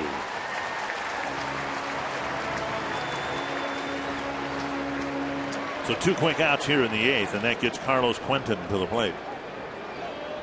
Well, they say good pitching always gets out good hitting, and the White Sox came in. They won 8 out of their last 12 ball games, losing last night. But I tell you, Rick Anderson got to be very proud of the way the staff has pitched for the Twins over their last 12 plus games. Twins coming in winning 10 of the last 12 games. Quentin 0 for 2 is hit by a pitch once, and a pop-up coming back and out of play. Glenn Perkins will be activated in time for tomorrow's series opener with the Padres. Joe Mauer will be here, and he'll be catching.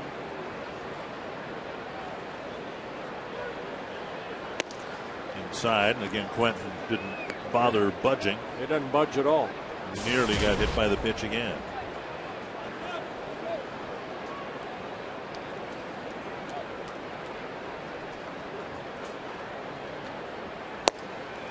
Outside 2-1.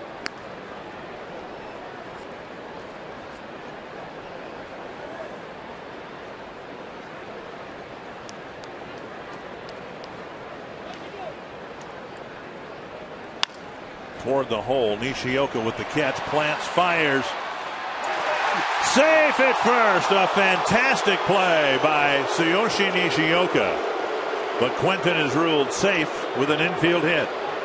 Well, we were talking to Roy Smalley earlier about this play right here.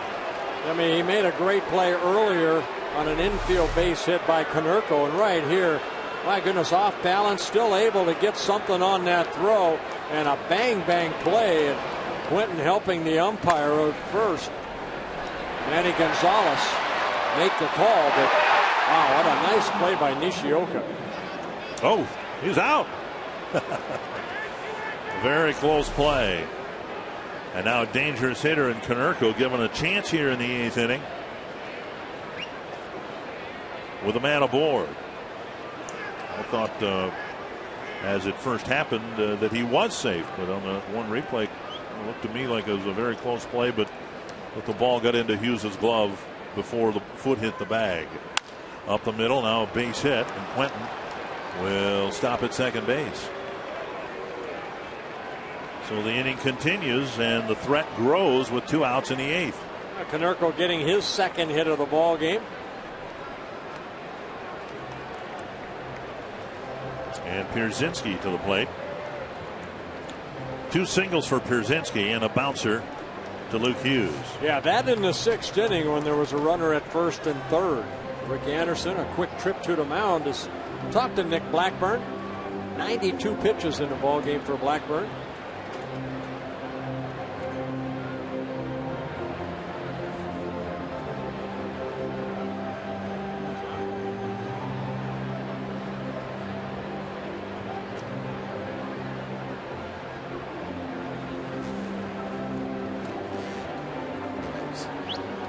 Zay Maharis and Alex Burnett start getting loose here.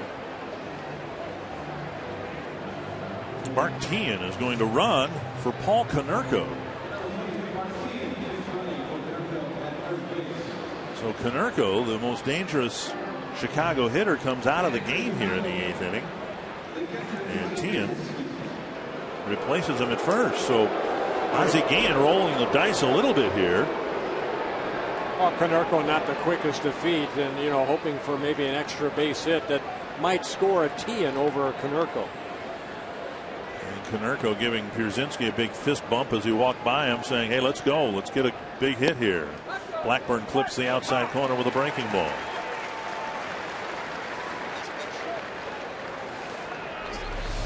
A good curveball, almost a backdoor breaking ball.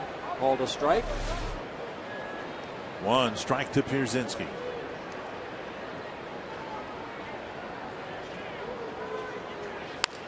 That's down the left field line, but it's foul. 2 strikes.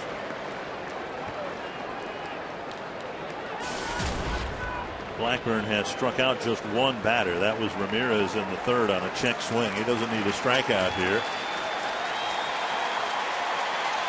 Just some means of getting the Twins off the field with a 1-run lead. They've been able to get 15 ground ball outs. We'll take 1 more of those.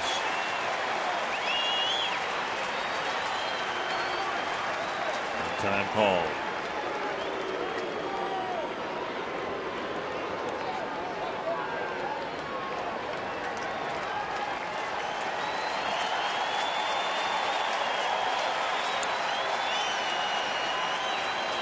Oh, 0-2 to the Chicago catcher. Popped up right center field. Revere calling for it. And the White Sox fail in the clutch again.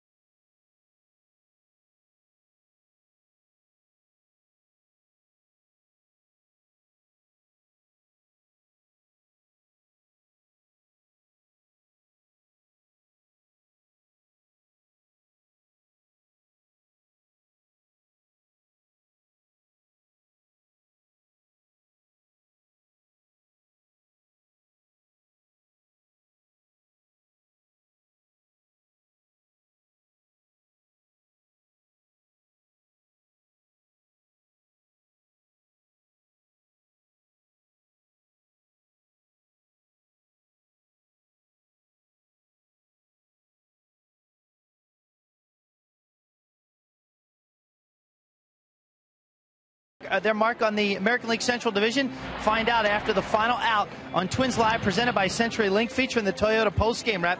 We'll talk about that as one of our topics. The Twins slowly creeping their way up the charts. Let's see if they can keep it going today. We're going to talk about avoiding the runner on the double play. That is today's instructional with Bert Blyleven and Roy Smalley, plus Gardy's postgame press conference. What do you think of the ball game? What do you think of Nishioka's defense at shortstop for the first time? You'll find out all that, Dick and Bert, and a lot more. It's a great half-hour baseball after last pitch, isn't it? Well, absolutely, but I want to know who's going to be the runner in the instructional. We're going to find a production assistant, and we're going to take him out. I think, Dick, you ought to come down. And, well, I would, but I've got a little bit of a hamstring. I've got a pulled oblique is what I've got. Well, Matt Thornton taking over for Mark Burley, making his 26th relief appearance. Pierzynski wondering where that pitch was. Mark Teahan taking over at first. Matt Thornton on the mound. And a 1-0 count to Ben Revere. 1-1. Thornton was the closer for the White Sox at the start of the year, but he went 0-4 in save opportunities and quickly found himself back in his customary 7th and 8th inning role. Sergio Santos currently is the closer, and he's going to hit the skids a little bit in his last half dozen outings. Jesse Crain got a save over the weekend. 1-2.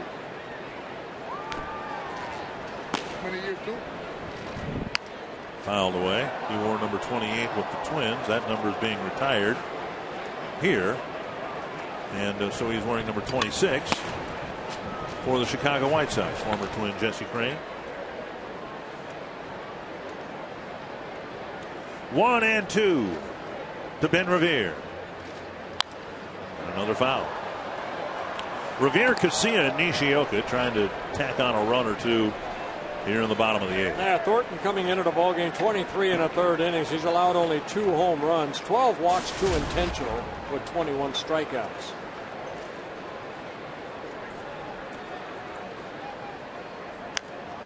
And Revere wearing them out. 3 2-strike fouls off the bat of Ben Revere.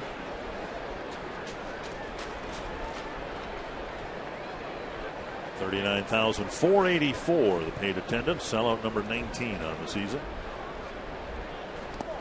And now 2-2.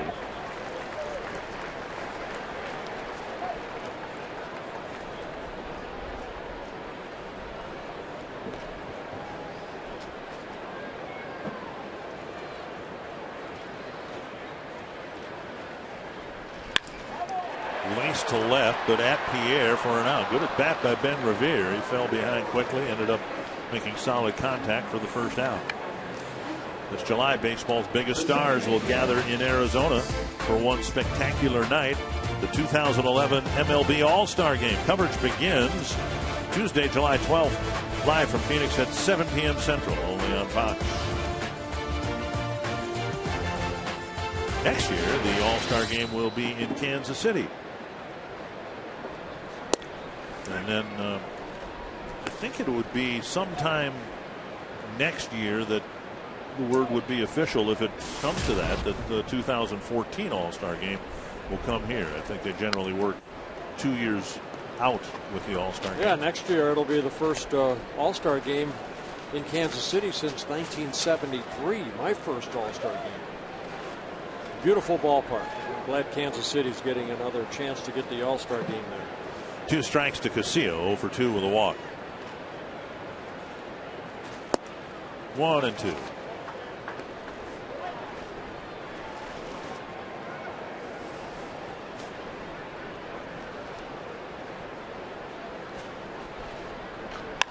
Bouncer left side. And Ramirez throws Casilla out, 2 down.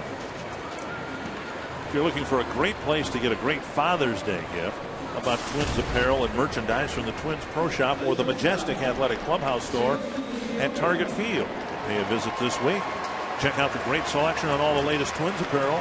Pro shops are located in Minnetonka. I think I'm going to stop there after the game today. Apple Valley and Roseville.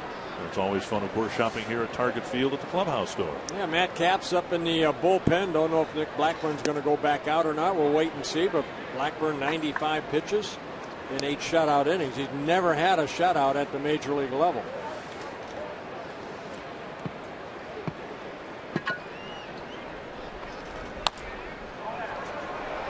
That's going to be tough.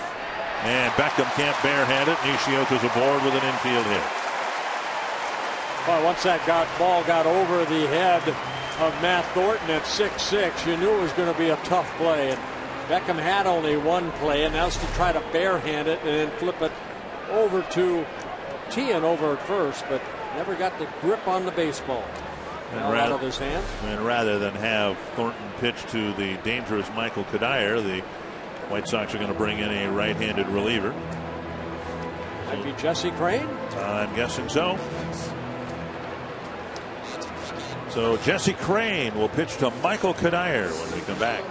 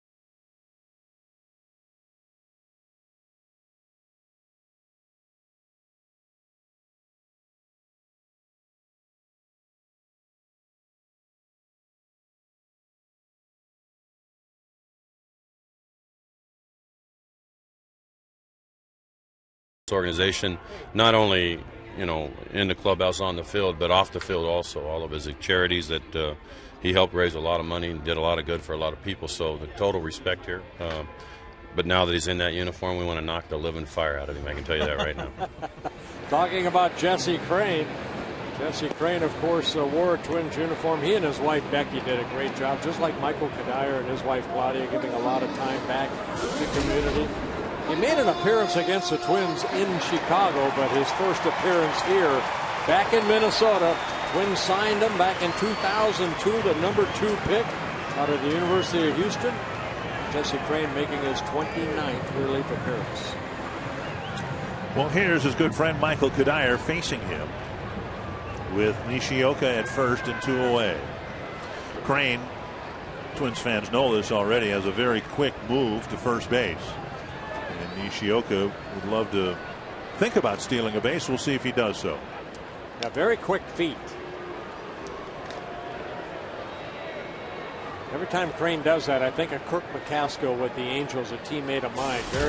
They just has certain pitchers that once in a while you'll see as a right-hander, just very quick feet in their turn toward first. And a breaking ball over for a strike. Crain last year was such an effective pitcher and had his maybe greatest moment against the White Sox when in a key spot late in the season he struck out Konerko and Manny Ramirez in Chicago. And one of the reasons he had such a solid year last year, he developed a kind of a split finger change that he used, similar to the pitch that Carl Pavanos used so effectively as a starting pitcher. Down and away, backhanded by Pierzynski, 1-1.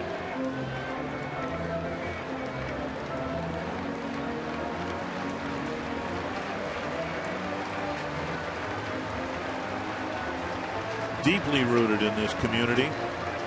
He and his wife Becky came back this winter for the Diamond Award so Jesse could receive the Carl R. Pohlad Award for community service.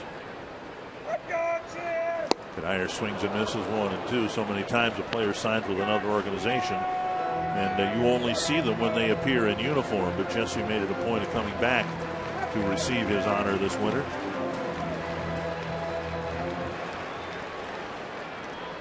One and 2 to Cuddyer. His home run in the second inning The only run of the game so far, and they've got him picked off, but the throw is wild. Nishioka goes to second. Doesn't know where the ball is, and he'll hold up there.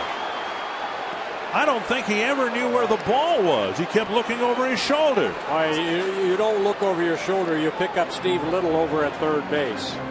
And you go off of what Steve Little tells you to do. And this ball thrown away, Jesse Crain will be charged with an error. And that ball hitting the railing there and then kind of sticking around the railing down that right field line. And by the time that Konerko and Quentin got over there. Well, he's at second, and he should have been at third. Air charge to Crain on the throw to first. And we'll see if Cuddyer can bring him in from second base. 2 curveballs and a slider so far to Michael Cuddyer. And a fastball high.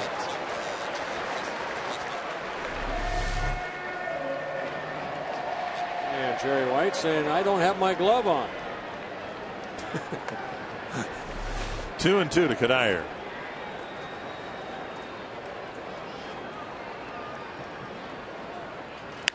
That's to left, hanging in the air for Pierre, and that ends the inning. It'll be a 1-0 lead for Matt Capps as he tries to save it for Nick Blackburn.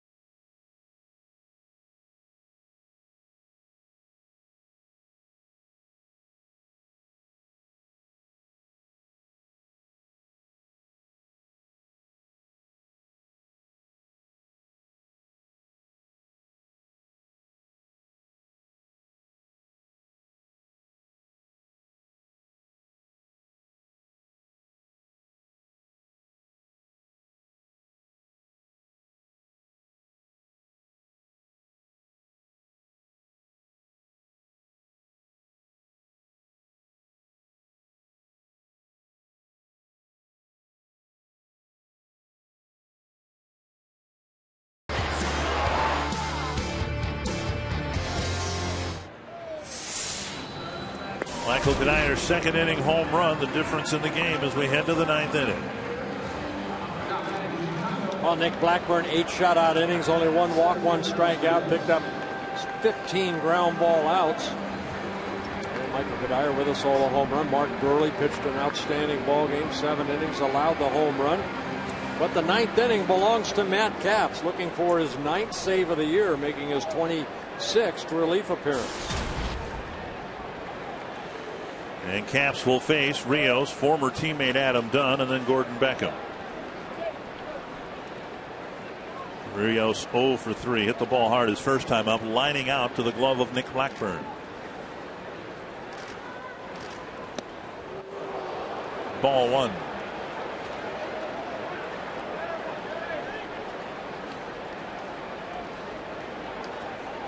Well, Matt Capps' 8th save came in Cleveland against the Cleveland Indians back on June 6th. 1-0 to Rios. 2-0.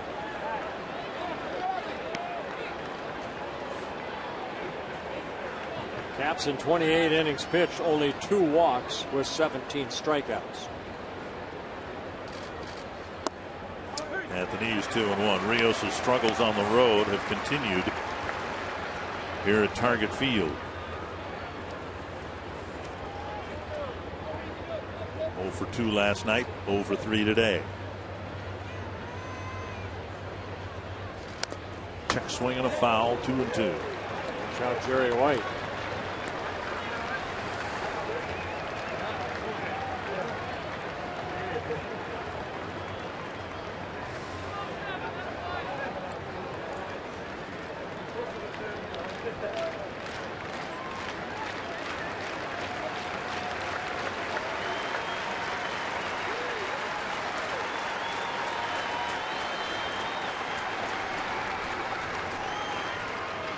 Bouncer left side. Nishioka digs it out.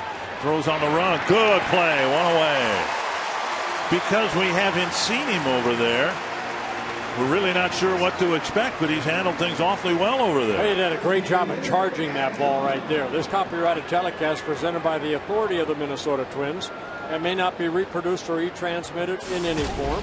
And the accounts and descriptions of this game may not be disseminated without the express written consent of the Minnesota Twins, LLC. I like the way that he rounded that ball right there and set himself up to make a good throw over to Hughes at first. And of course he missed the double play grounder, and that was an error, but he's shown today, I think, plenty of arm strength to make all the plays over there. Dunn just flips one into left field, and he's aboard with a 1-out single. And that'll bring up Gordon Beckham. Beckham bounced into a double play his last time up. He's hit 3 ground balls, and now Dunn will be lifted for Brent Lillibridge.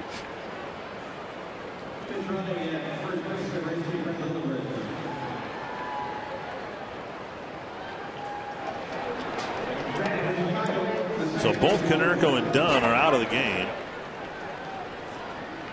And the Twins have turned 6 double plays, 6 ground ball double plays in this little 2-game series so far. There's room for one more here in the 9th. Fouled away.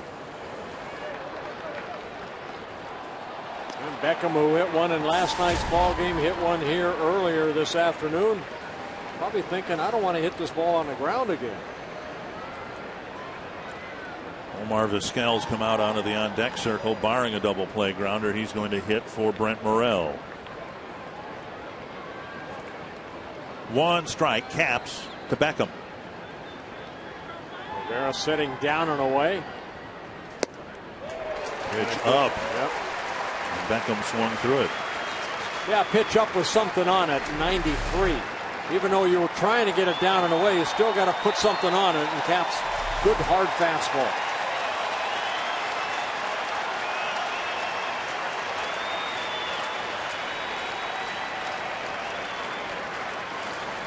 Outfield playing very deeply. No doubles defense in the outfield.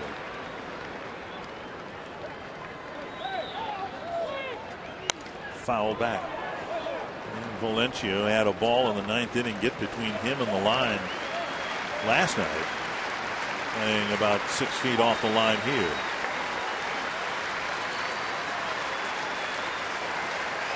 There's Vizquel.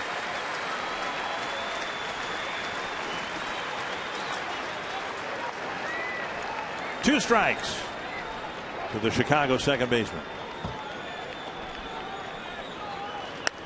Fouled away.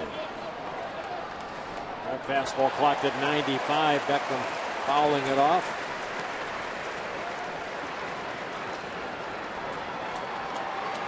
Caps has left some pitches up in this at bat. See where Rivera sets up if it's not down and away again.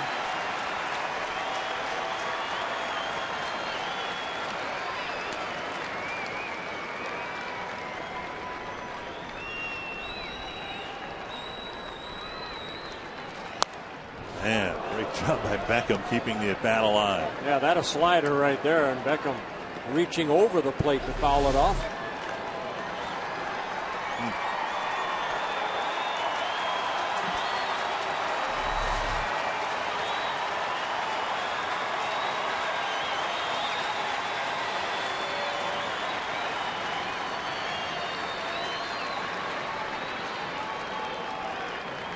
0-2 again to Gordon Beckham.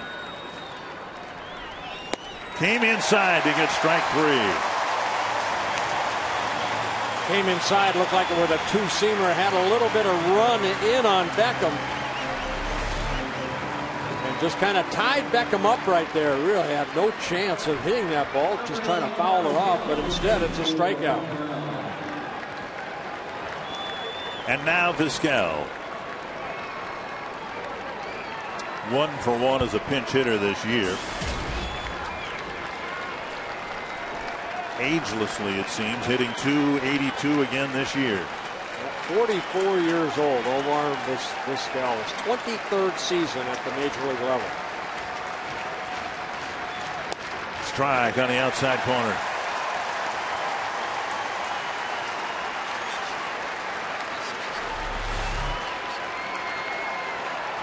Hit the glove. Strike zone gets bigger. Gotta love it.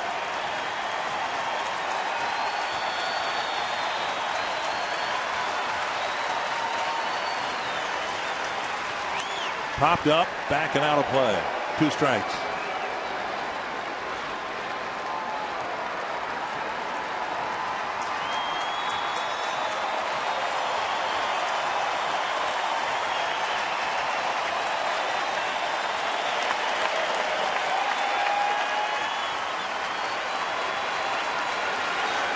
Everybody here, a sellout crowd on their feet. 2 strikes to Omar Vizquel.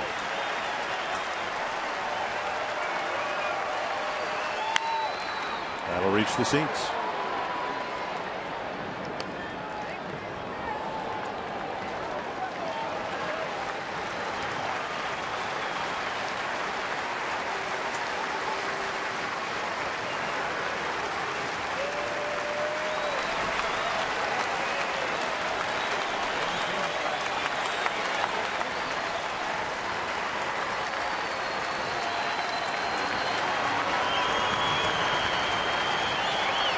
To Omar Vizquel.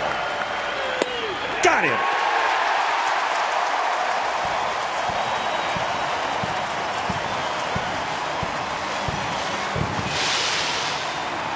He came inside to get strike 3 on Beckham and Vizquel.